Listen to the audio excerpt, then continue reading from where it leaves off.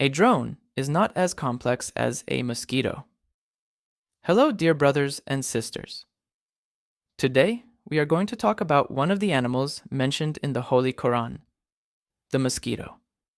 Yes, you heard that right. This tiny creature, which probably bothers us the most on summer evenings, is even mentioned in the Qur'an, and it carries a very important message. So, let's take a closer look. In which verse does the mosquito appear? Why was this particular animal chosen? And what message does it give us? The mosquito is mentioned in the Qur'an in Surah Al-Baqarah. The verse says, "Indeed, Allah does not shy away from using the example of a mosquito or even something smaller. As for those who believe, they know it is the truth from their Lord. As for those who disbelieve, they say, what did Allah intend by this example?" Al-Baqarah 26.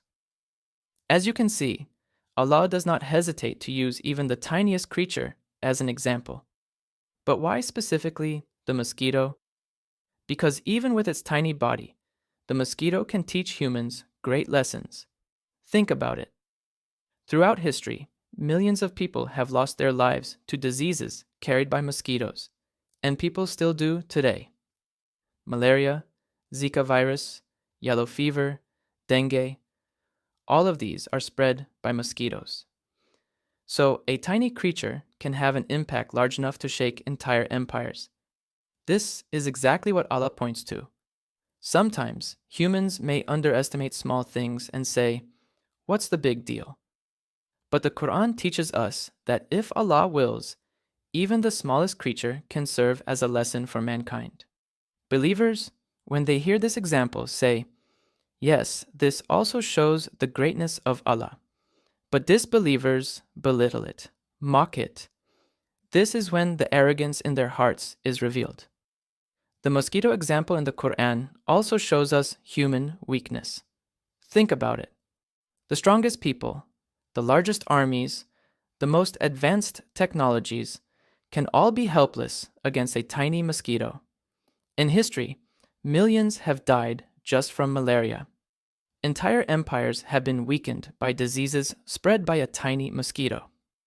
This reminds us that no matter how strong humans may appear, they are actually very weak, and they cannot protect their power by relying on anything other than Allah. Let's take a closer look at the mosquito's structure. Despite its tiny size, the mosquito has an incredibly complex system. Its needle-like mouth is specially designed to pierce human skin. It secretes a special fluid to prevent blood from clotting while piercing. Its antennae can detect heat and carbon dioxide to locate humans. Even while feeding, it secretes an anesthetic to prevent the bite from being felt. All of this shows us that the mosquito, though tiny, is marvelously created. Its design cannot be explained by chance. This reminds me of what one of the world's leading drone manufacturers, Bayraktar, wisely said, "A drone is not as complex as a mosquito." In conclusion, the mosquito mentioned in the Qur'an reminds us of three great truths. Allah's power is evident even in the smallest creatures. No matter how strong humans appear, they are actually very weak. For those willing to learn, even a mosquito can be a lesson.